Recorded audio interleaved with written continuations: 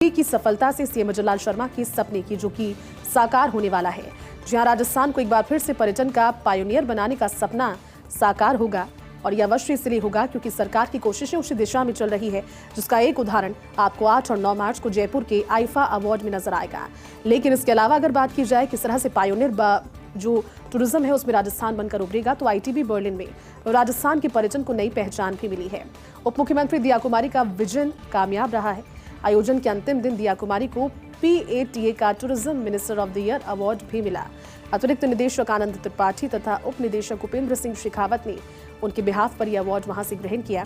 3 दिवसीय इस Berlin festival आयोजन में राजस्थान पर्यटन को लेकर के सभी ने गहरी रुचि दिखाई और ये एक तरीके का संदेश है, एक तरीके का मैसेज है कि आने वाले दिनों में राजस्थान के लिए टूरिज्म सेक्टर से जुड़े हुए, क्योंकि राजस्थान में सभी संभावनाएं, भले वो खनिज भंडारण की संभावना हो, अखूत भंडारण की संभावनाएं हो, राजस्थान का हेरिटेज, राजस्थान का कल्चर, राजस्थान का जो एक नया रूप है वो सभी को खूब बाह रहा है। और यही कारण है कि 3 दिन के इस पूरे शिविर में, इस फेस्टिवल में गहरी रुचि राजस्थान पर्यटन को लेकर नजर आए। 3 दिन में 50 से अधिक B2B मीटिंग्स का आयोजन हुआ। अतिरिक्त निदेशक आनंद त्रिपाठी और उप निदेशक उपेंद्र सिंह शेखावत ने राजस्थान पर्यटन की कमान संभाली थी। ऐसे में FHTR की senior vice president Surendra Singh Shahpura की भी बर्लिन फेस्टिवल में महत्वपूर्ण और सराहनीय भूमिका रही। विश्व के बड़े टूर ऑपरेटर्स व ट्रैवल एजेंट्स ने राजस्थान में आने में रुचि दिखाई है, जिसका तस्वीर भी अब आपको नजर आने लगी कि धीरे धीरे इस तरह के डेवलपमेंट्स यहाँ पर होंगे, जिससे राजस्थान की छवि और ज्यादा वैश्विक स्तर पर, और राजस्थान की छवि वैश्विक स्तर से अब मैसेजेस के जरिए सामने आ ही रही है। इस तरह के अवार्ड्स के जरिए भी आईटीबी बर्लिन राजस्थान को शोकेस करने का सबसे बड़ा प्लेटफॉर्म साबित हुआ। राजस्थान को wedding destination, MICE destination, wild life destination, ग्रामीण पर्यटन को लेकर ट्रैवल एजेंट व टूर ऑपरेटर्स ने सर्वाधिक रुचि दिखाई है। पैलेस ऑन व्हील्स का ट्रैवल एजेंट्स में काफी क्रेज नजर आया है। WTM लंदन, फितूर स्पेन और आईटीबी बर्लिन से विदेश से हमारे पर्यटन उत्पादों की जोरदार मार्केटिंग भी रही। आगे बढ़ते हैं, देश के 4 राज्यों में ईडी की छापेमारी। राजस्थान, महाराष्ट्र, गुजरात व यूपी में ईडी की रेड। कस्टम्स की ओर से दर्ज मामले में ईडी का बड़ा एक्शन।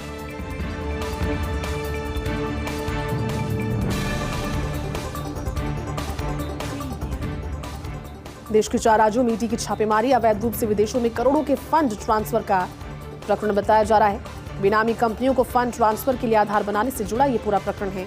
इस मामले में पहले भी कई लोगों को जयपुर कस्टम कर चुकी है गिरफ्तार। कुछ आरोपियों को तो अभी तक नहीं मिल सकी है जेल से राहत। जयपुर में 3, उदयपुर में 2, अजमेर में 2, मुंबई में 2, सूरत और नोएडा में 1-1 तथा अन्य शहरों में ईडी की छापेमारी जारी है। ईडी की PMLA कानून के तहत कार्रवाई की वजह से कई बड़े खुलासे होने की उम्मीदें भी है।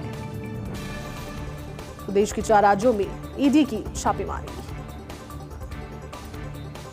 एनफोर्समेंट डायरेक्टरेट ईडी की देश के 4 राज्यों में राजस्थान, महाराष्ट्र, गुजरात और यूपी में ईडी की रेड।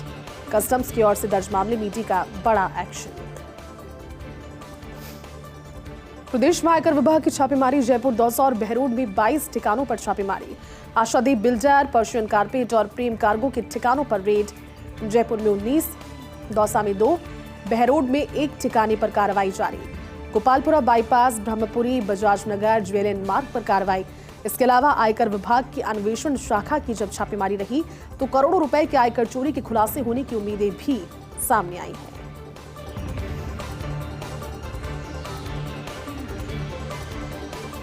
चलिए बात कर लेते हैं प्रदेश में आयकर विभाग की छापेमारी की। जयपुर, दौसा और बहरोड में आयकर विभाग की छापेमारी। जयपुर में 19, दौसा में 2, बहरोड में 1 ठिकाने पर कार्रवाई जारी।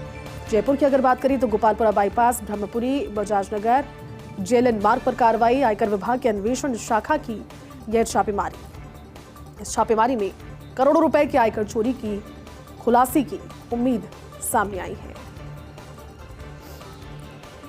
चलिए आगे बढ़ेंगे, बात करते हैं आतंकी तहव्वुर राणा की याचिका की, जो कि खारिज हो चुकी है। अमेरिकी सुप्रीम कोर्ट से तहव्वुर राणा को राहत नहीं मिली। राणा की याचिका को अमेरिकी सुप्रीम कोर्ट ने खारिज कर दिया है। मुंबई बम धमाके 26/11 के आतंकी हमले का आरोपी तहव्वुर हुसैन राणा है। तहव्वुर राणा ने भारत प्रत्यार्पण पर रोक लगाने की मांग की, लेकिन याचिका को खारिज किया गया है। राणा ने मुस्लिम कार्ड खेलते हुए भारत में अपनी जान के लिए खतरा बताया। कहा था कि पाकिस्तानी मूल का मुसलमान वो है और सेना का पूर्व सदस्य भी है। इसके कारण उसे हिरासत में यातनाएं दी जा सकती है। उसकी स्वास्थ्य की स्थिति को देखते हुए मृत्यु होने का भी हवाला उसने दिया। अपनी याचिका में कुछ दिन पहले ट्रंप प्रशासन ने राणा को भारत को सौंपने यानी कि भारत के लिए प्रत्यर्पण करने का फैसला किया था। अब याचिका खारिज होने से तहव्वुर राणा को भारत लाने का रास्ता एक बार फिर से साफ हो गया है। हालांकि इस चीज में अड़चन नहीं थी, क्योंकि जिस तरह का गुनाह उसने किया है, जिस तरह की आतंक की साजिश रची, एक ना एक दिन तो उसका हिसाब होगा। लेकिन भारत पहुंचने के बाद जो कार्रवाई है कानूनी, वो ज्यादा कह सकते हैं कि एक तेज गति के साथ चलेगी, क्योंकि राजस्थान, माफ कीजिएगा, जिस तरह से भारत में ये वाकया रहा 26/11, उस दंश को कोई भुला नहीं पाया। आतंकी तहव्वुर राणा की याचिका खारिज हो गई है। अमेरिकी सुप्रीम कोर्ट ने राहत नहीं दी और याचिका को खारिज कर दिया है। 26/11 के आतंकी हमले का आरोपी है तहव्वुर हुसैन राणा। उसने भारत प्रत्यर्पण पर रोक लगाने की मांग की थी। राणा ने इस याचिका में मुस्लिम कार्ड खेलते हुए अपनी जान के लिए खतरा बताया और कहा कि उसे हिरासत में यातनाएं दी जा सकती है, जिंदगी को खतरा है। लेकिन कोर्ट की ओर से उसकी याचिका को खारिज कर दिया गया। 1100 करोड़ से होगा एसएमएस अस्पताल में आयुष्मान टावर का निर्माण। चिकित्सा मंत्री गजेंद्र सिंह खिवसर का विधानसभा में जवाब।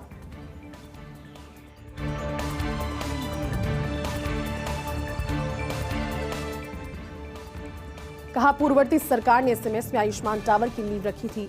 वर्तमान सरकार 1100 करोड़ की लागत से इसका निर्माण पूरा करवा रही है।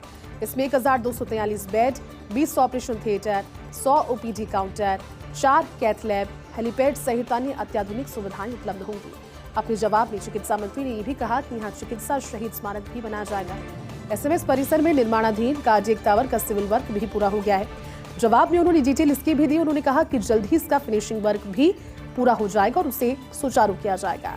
तो विधानसभा के बजट सत्र के दौरान जहां पर अनुदान की मांगों पर चर्चा जारी है, सवाल जवाब जारी है, तो इसी बीच एसएमएस अस्पताल में आयुष्मान टावर के निर्माण को लेकर, जो कि 1100 करोड़ से निर्माण इस टावर का होगा, चिकित्सा मंत्री गजेंद्र सिंह खिवसर ने विधानसभा में अपना जवाब देते हुए कहा कि पूर्ववर्ती सरकार ने एसएमएस में आयुष्मान टावर की नींव रखी थी। वर्तमान सरकार 1100 करोड़ की लागत से इसका निर्माण पूरा करवा रही है। इसमें 1243 bed, 20 operation theatre, 100 OPD counter, 4 cath lab, helipad सहित अन्य अत्याधुनिक सुविधाएं उपलब्ध होंगी। यहां चिकित्सा शहीद स्मारक भी बनाया जाएगा। एसएमएस परिसर में निर्माणाधीन कार्डियक टावर का सिविल वर्क पूरा हो गया है। जवाब में उन्होंने कहा कि सिविल वर्क पूरा हो गया है और फिनिशिंग का काम पूरा करने के बाद इसे सुचारू किया जाएगा।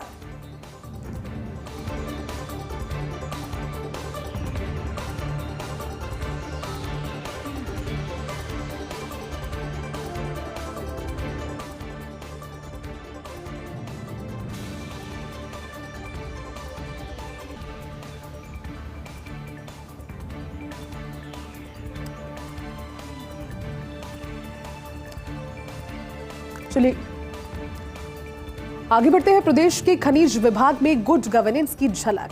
19 जिलों में माइनर मिनरल के 178 खनन पट्टों की ऑनलाइन नीलामी जारी है। ज्यादा डिमांड वाले रोजमर्रा के काम आने वाले खनिजों के प्लॉट्स की नीलामी नए वित्त वर्ष से पहले ये नीलामी जो ऑनलाइन प्रक्रिया है नीलामी की, उसको पूरा कर लिया जाएगा। 21 मार्च तक आयोजित की जाएगी ऑनलाइन नीलामी की प्रक्रिया।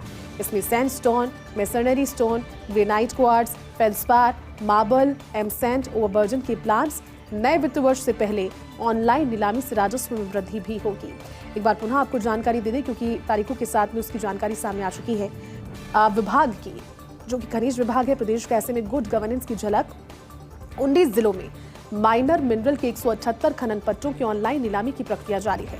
ज्यादा डिमांड वाले जो रोजमर्रा के काम आने वाले खनिज हैं, खनिजों के प्लांट्स की नीलामी नए वित्त वर्ष से पहले पूरी कर ली जाएगी। ऑनलाइन नीलामी की प्रक्रिया 21 मार्च तक आयोजित की जा रही है। ऑनलाइन नीलामी sandstone, masonry stone, granite quartz, feldspar, marble, एमस्टेन, ओवरबर्डन के प्लांट्स नए वित्त वर्ष से पहले ऑनलाइन नीलामी से राजस्व में वृद्धि होगी।